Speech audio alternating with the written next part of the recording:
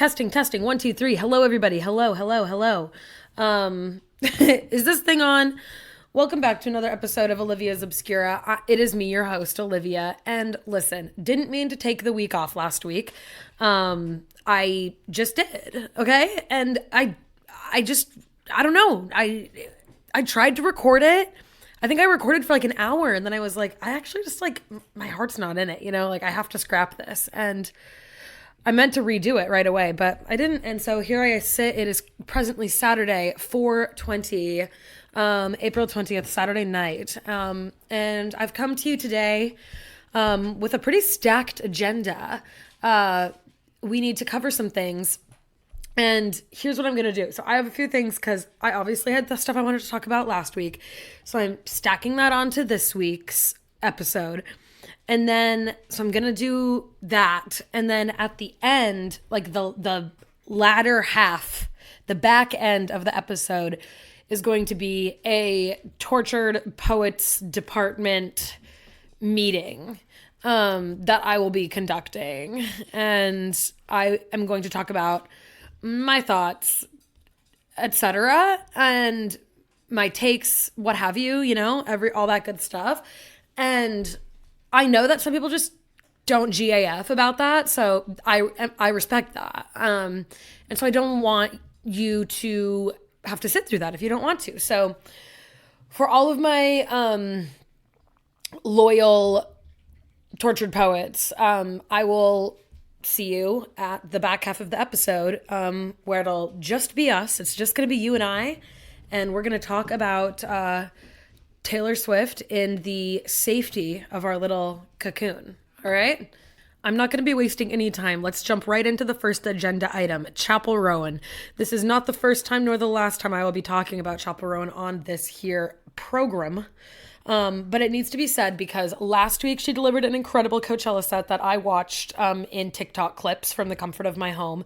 And she did the same thing this weekend for weekend 2. And the videos give me chills every time. I actually cried this afternoon watching a video. Like I teared up watching someone stitch a video of her like when she was performing at like Silver Lake Park or whatever, wherever it is in LA, and she was singing Pink Pony Club, and she just had like this little like folding keyboard at the park, like singing to passersby, and then they cut it when she was singing at Coachella in her like beautiful butterfly wings, and like it made me cry. I was like, wow, look at her go. Like she is really what we as a society need right now. Okay, Chappell Roan could not have come at a better time. Like she's kind of like Jesus, like not to quote Lord, but she's kind of like a prettier Jesus. And I think that maybe she's come to like save us. Like maybe this is the second coming. And I am so happy. The second coming, CUMMING. I actually think that Chappell Roan would love that. I might have to do something with that. But yeah, like I feel like the past since Coachella, like Chappell Roan has blown up even more than she did like before. Like she's kind of having her moment right now and I'm obsessed. I watch every single TikTok. I can't believe how killer her Coachella sets are because I watched videos from a few different artists last weekend and like the crowds were dead. Like the Sabrina Carpenter crowd was dead. Which like that's, I don't know, like I don't know why. Maybe I'm feeling like people who go to Coachella like maybe aren't in that same Venn diagram as Sabrina Carpenter listeners. Like, I don't know. But whatever. But Chappell Roan's set was like, dude, the whole crowd is singing along. Like to hear the entire crowd like absolutely singing their little freaking hearts out to Pink Pony Club, like it's heartwarming. It is. Pink Pony Club makes me cry. I don't know if that's like, does Pink Pony Club make anybody else cry? Because it makes me cry like every time that she's like, Mama, every Saturday I can hear your southern drawl 1,000 miles away. Like that kills. Like it just makes me cry. She makes great songs, okay? Chappell Roan, love you. Yeah, anyway, I mean, the best decision I ever made was going to see her in LA when she came on the Midwest Princess Tour in November. She played at the Wiltern, and like, oh my God, it was so fun. Me, Brooke, and Montana went, and the theme for the night, because that's what's so fun about Chappell Roan is that she themes all of her shows. And it depends, like, each city and, like, tour date has a different theme. And so our theme was My Kink is Karma. And so the dress code was, like, black and red and, like, leather and, like, kind of, like, a kinky vibe. And, like, it was just so fun to, like, get into it. And, yeah, like, it was just so fun. And now I hear that her ticket prices are like super high. Now that she's kind of like having her little moment, and good for her. Get her bag. Good for Chappell Roan. I think we need it. Moving right along into the second agenda item. Sabrina Carpenter, speaking of her, her new song, Espresso. I'm sure you've heard it. If you have not, I need you to grow the fuck up real quick and go listen to it. Absolute banger. Like, thank God someone took it upon themselves to write the song of the summer. Like, that was so necessary. Last year, I actually made a TikTok, I think, maybe last year around this time, like April, May. And I said, you guys, like, we don't need to worry about writing the song of the summer. Like, Chappell Roan already did it with Red Wine Supernova. Because last year, that was, like, my personal song of the summer when it came out last spring.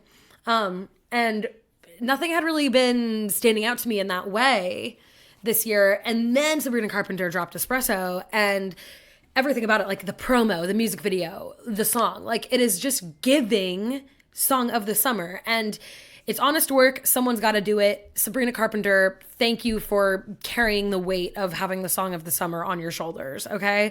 Like, absolute, just a fun pop song. Okay. Like, are we not allowed to have fun anymore? Like, really, like, can we not have a fun pop song?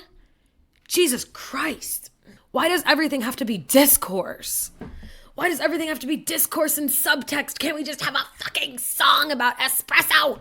The whole music video concept, like, I just really, really loved, because I love that kind of, like, retro summer, like, country club aesthetic. Like, I was, like, I guess even, like, beach club aesthetic, I would say. Like, I loved it. I loved the like tan lines and the visors. I just kind of really love that kind of like cheesy Florida pool aesthetic, if you kind of know what I mean. Like, I just am always super into it. And the I think it's like a sunscreen brand, but they also do like candles, I think. And I don't know, maybe I'm like mixing two brands together, but it's like the Vacation brand, and they do sunscreen and candles and like, I think perfumes, but maybe I'm getting them confused with Sol de Janeiro because they kind of overlap in my mind. But I'm thinking specifically of the Vacation brand. And they have that like retro kind of look to them. What? I need to look this up real quick. Vacation sunscreen. Oh my gosh, yes, they're the ones that do the whip sunscreen. I want to try that so bad. I should order some of that this summer, because I watched the people put it on in their TikTok videos, and it's like such a novelty item. Like, no one needs their whipped cream, or no one needs their sunscreen to look like whipped cream. Like, that is just like, nobody asked for that. But I mean, in some cases, I hate to give it to them, capitalism does breed innovation on the rare occasion. And I fear that Vacation has done it with the whipped cream sunscreen in a spray can. Like, it slays, okay? I can't lie. But what was I even trying to talk about? I thought that, like, that kind of old school, like, mid-century vacation destination aesthetic that the Vacation packaging has, like, really, like, the whole time I was watching the Sabrina Carpenter Espresso music video, I was expecting to see like a Vacation product placement. Like, I think that they could really have a good thing going there. If I don't know, like, I just loved it. Like, I almost want like what if Sabrina Carpenter was like the Vacation sunscreen girl? Like, forget about a Maybelline girl or a CoverGirl. Like, we need a Vacation sunscreen girl, and it has got to be Sabrina Carpenter. She is just so cute.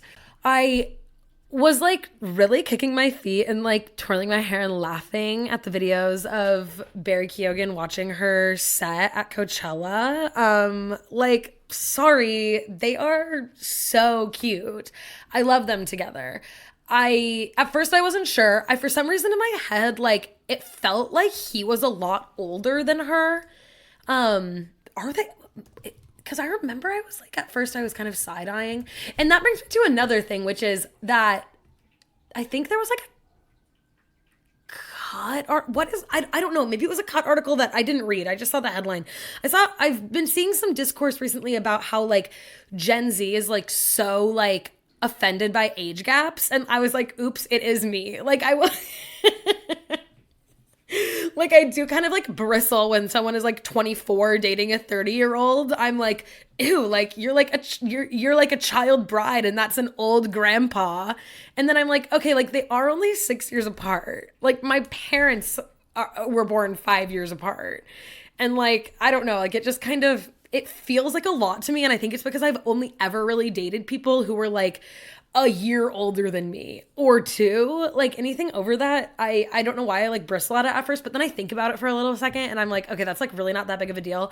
Barry Keoghan is 31, 5'8". Thank you Google. And Sabrina Carpenter is 24. She's 4'11". Oh my God. I didn't know she was itty bitty like that.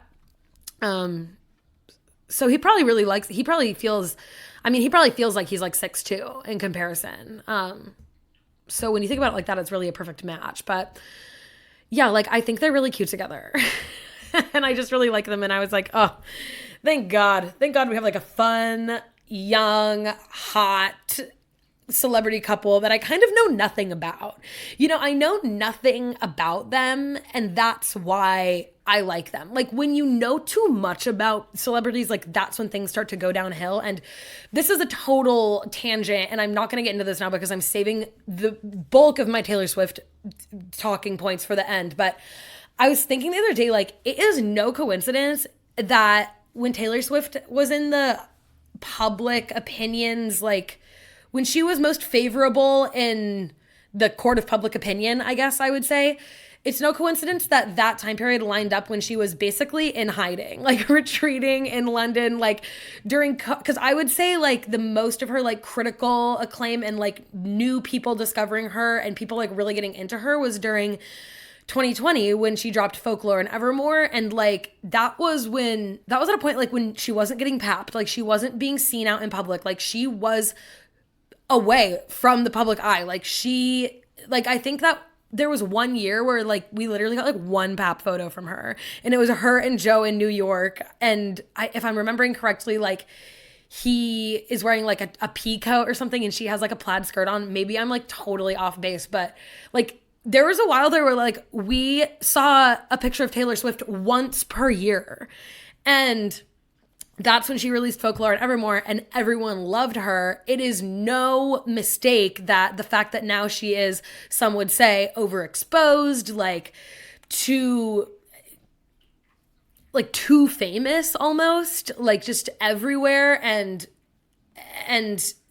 now people are like, it's all cyclical, right? Like people are kind of turning their backs on her again. And that's the cycle of fame, baby. Like that's it. Like we see it happen to a lot of people. We've seen it happen to her now like twice, or maybe even more than that. But yeah, like all that to say, like Taylor Swift now, like that we see her all the time, she's getting papped all the time. She's giving, I mean, I guess she gave like one interview, like the Time Person of the Year interview. She's releasing more stuff, like people that there's less of a mystery. She's shrouded in much less of a mystery than she was in like the 2018 through like 2021 time period.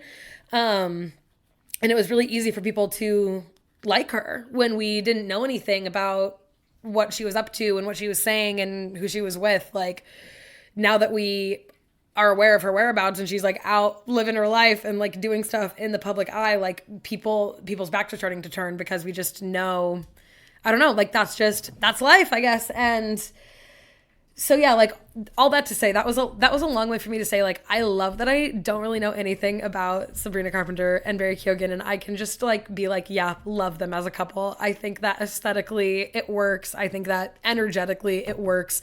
I actually don't need to know any hard facts about them because that would ruin it for me. The other thing that I need to touch on, that I need to talk about because it was fresh in my mind last week when I was gonna record, but now it's like been a week, and so I'm like kind of like trying to dig back into the gutters of my mind. But last weekend I went to go see Love Lies Bleeding, and I loved it so immensely. Like, all things considered, it was kind of the perfect movie for me. It had everything that I like. It was kind of, I mean, I didn't know anything about it other than that people were saying really good things about it. Like, people were saying that Kristen Stewart was amazing. People were saying that it was just a really good fucking movie. But I didn't really know anything about it other than that Kristen Stewart was in it. Like, that was kind of my only frame of reference. And me and my pals were going, and I was like, fuck it. I'm not looking up a synopsis. I'm just going in to have a good time. And watch this movie with no idea what it's going to be. And holy shit, it did not disappoint. I want to go, like, ever since I quite literally walked out of the theater, I wanted to go back in and watch it again. So I need to go watch it again. I wonder when it's going to hit streaming. Like, that is being played on my TV in my living room as soon as it hit streaming. But yeah, like, I don't know why I wasn't expecting like kind of a psychological, like, thriller-ish kind of vibe. And like, it was super fun. I love a heartwarming tale about men being murdered. Like, that's just always kind of gonna resonate with me. But yeah, I thought that Kristen Stewart's, I thought that she looked incredible. I also thought that, who plays Jackie? What am I, Love. I should have done my research. My bad, guys. Fact checking on the fly here. Katie M. O'Brien, who played opposite Kristen Stewart. I found this was the first thing I'd ever seen her in. Extremely compelling actor. Okay. Like, I could not take my eyes off of her. She was magnetic in a way that I can't really explain. And what really, and I'm going to make a bigger statement with this. What really captured me was the fact that she has real teeth. And me and Avery, I think, talked about this in our episode we did together, Twisted Sisters, where, like, when you watch older movies, like movies from like the 90s and even early 2000s, like, people still had like their regular teeth, and like they were straight and like they were good white teeth or whatever, but they weren't these like big like horse veneers that everyone has now. And like, I feel like we've all become teeth blind, and you know, like, in the sense of like how people used to say that like eyebrow blindness was a thing in like 2016, when people were like, oh yeah, like, we all just drew our eyebrows on so big and so dark because we became like desensitized to it. Like, they looked normal to us. Like, that is how veneers have gotten. And we need to take a step back, you guys, and realize that all of these people look so fucking ridiculous walking around with these giant, blindingly white, perfectly straight horse teeth. I don't know how else to say it. Horse teeth. And you don't even realize how big and ridiculous these like people's teeth have been getting. And I'm referring mostly to people who are like in media, like on people we see on TV, like, which, you know, informs the way we think about beauty norms as a whole, obviously. You don't realize it until, you know, you're sitting down watching a movie like Love Lies Bleeding, and someone like Katie M. O'Brien comes on screen, and you're like, oh my God, she has like actual teeth. And like, something about that was so compelling to watch. Like, it just adds this sense of like realness and rawness that I think we are going to lose with actors in movies as people get more and more work done to their faces. Like, a few months ago, I saw a TikTok that was saying like, because everything is cyclical, like trends are all cyclical. Like, it used to be boobs and then it was butts and now it's boobs again. Or like, you know, wide-legged pants and then it was skinny jeans and like now it's wide-legged pants again. Like, everything, the pendulum will always swing to the other side of the spectrum. So basically what this girl in this TikTok was saying, I'm paraphrasing extremely so, is like, because now we're in an age where like everyone has been getting Botox and facelifts and all sorts of cosmetic procedures done, that in like however many years, 5, 10, 15 years or whatever, like the pendulum is going to have swung the other way, and people whose faces move and like have wrinkles and like crinkles around their eyes and like actually have like real skin that moves like a human face, like that's going to be very in vogue and very chic, and people are going to be drawn to that because like it always happens. Like the pendulum will always swing the other way. And yeah, it's like interesting to think about. I think that even watching someone like Katie M. O'Brien in Love Lies Bleeding, I was like, it is just like, so her and Kristen Stewart, like very much like natural beauties in that movie. Like, I think that Kristen Stewart was stunning. Like, I loved her haircut. I thought that she looked like the best she ever has. Like, I think Kristen Stewart looks the best she ever has. Yeah, anyway, I love the movie. If you haven't seen Love Lies Bleeding, you kind of like medically need to. I'm prescribing that to you. You'll feel better. I don't know what ails you at the current moment, but it will fix you. I assure you. Okay, this wasn't on the agenda, but it is something that I need to touch on because, you know, I was just talking about like people getting plastic surgery and like beauty inflation. Like that was something that me and Avery talked about in our episode, Twisted Sisters. But like this was something that I kind of said offhanded the other day. No, I remember what spawned it. It was a tweet that I saw from, I think it was a tweet from ContraPoints, Natalie Wynn. She said, it's from Twitter. Lately, I neither have the energy to slay nor mother. Can I just get ugly and have you guys not be mean about it? And I was just like, yes, like I get it. Like why? In short, like I really firmly believe in a woman's right to be ugly. Like, hear me out, okay? Like this kind of also ties it into this thing that I was talking about with my friends the other night in the car when we were driving to go see Love Lies Bleeding. Okay, it all comes full circle.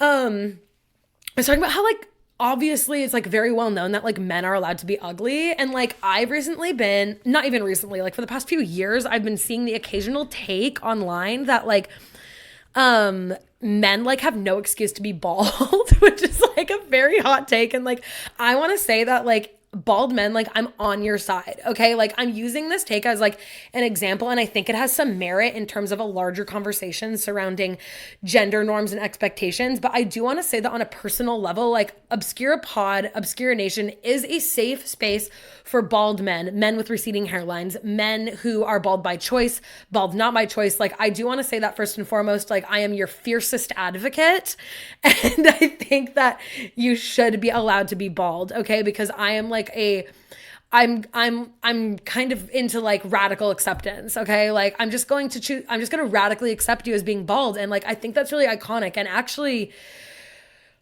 I'm not even just saying this. Like if you ask anyone I know in real life who's close to me, like you know that like I actually do have quite the affinity for bald men. Like I do like it when someone has like, I think that there is something so respectable about like a cue ball head, like just like a shiny bald head, like that's a slay. I think that when a man specifically like makes the choice, because here's the thing, it's just always nice to see a man making a choice. You know what I mean? Like, because I feel like so many men just like don't care about what they look like or how they present themselves.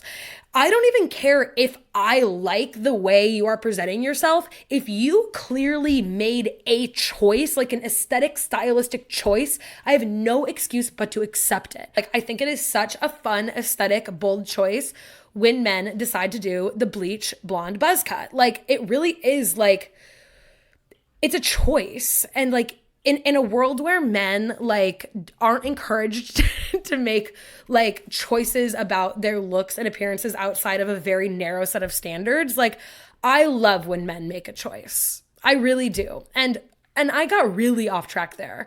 I meant to start this whole thing about bald men. I just wanted to say that like I'm going to proceed here in a minute to like discuss some conversations around bald men in a not so favorable light, but I just want to say that that is not personal. And here at Obscuranation, you as a bald man, bald person, like all women are always welcome, of course, but like whatever your pronouns, whatever your hairstyle, like I need you to know that you're welcome here, okay? Even if you are bald.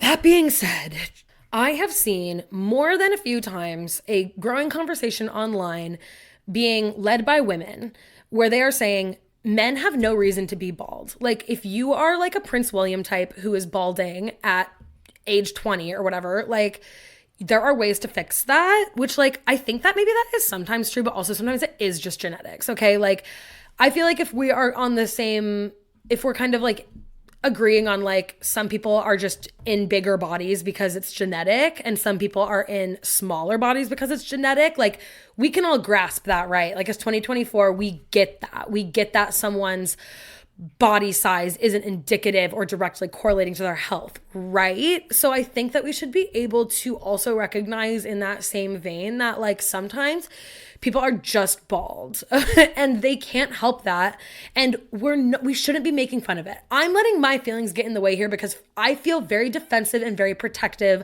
of bald men for some reason. I don't know why, I just get like an underdog feeling, and I think that someone has got to defend them, and if it's going to be me, then it's going to be me.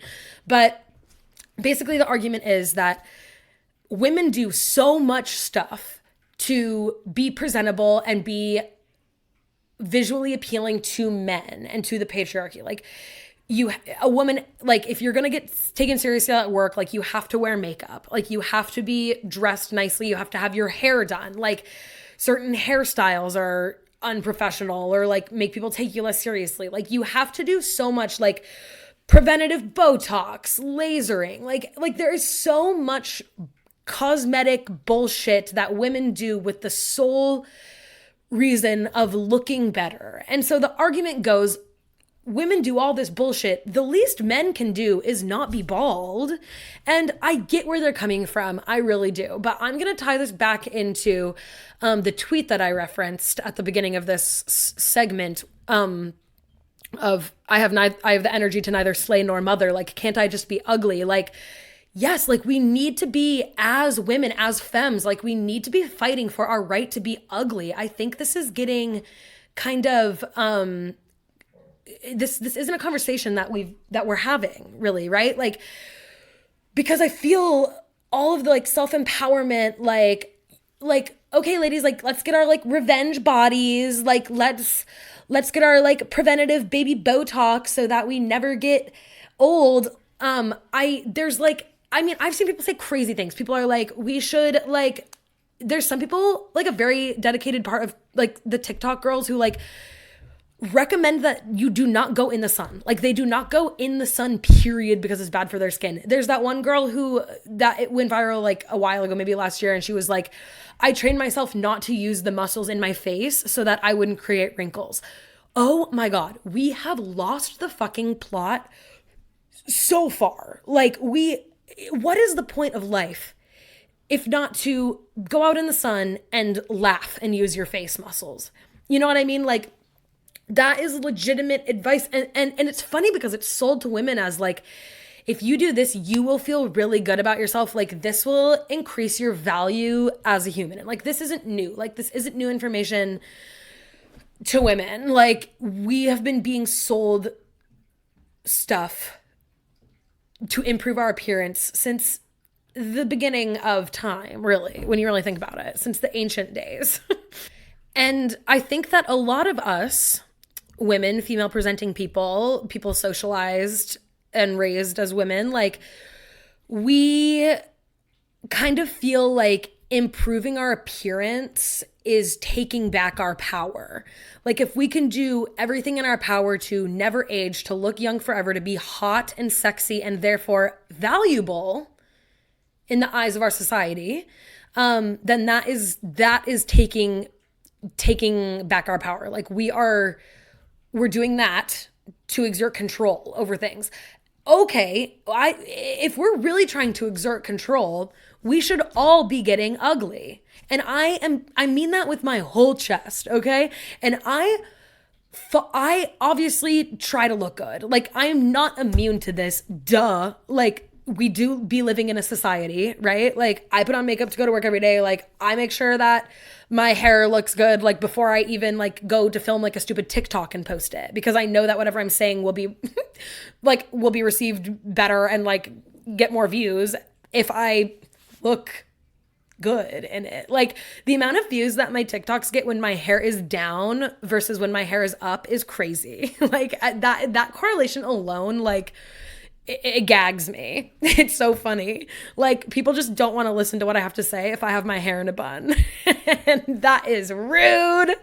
But genuinely, like, we have to be reframing this idea of ugly. Like, to be ugly is actually sticking it to the man. Like, all the world wants for us is for us to be beautiful. The most important thing that a woman can be is beautiful and, like, I would say nice. Like, those are the two things that, like, women should be. And by being ugly, like, we are really, like, giving them the middle finger. Like, ladies, we need to start an ugly revolution. We need to start an ugly revolution. And I think that a very small part of the ugly revolution that I love, that I don't know, even know if people realize that they are part of the ugly revolution when they're doing this, but when you wear a pimple patch out in public, you are part of the ugly revolution. You are already 1 foot in the door and you just need to get 2 feet in the door. Like, pimples used to be a massive source of shame. And, like, when I was in high school, like, to have a pimple was genuinely tragic. And, like, I had really bad skin, so I always had pimples. And so therefore I was always ugly.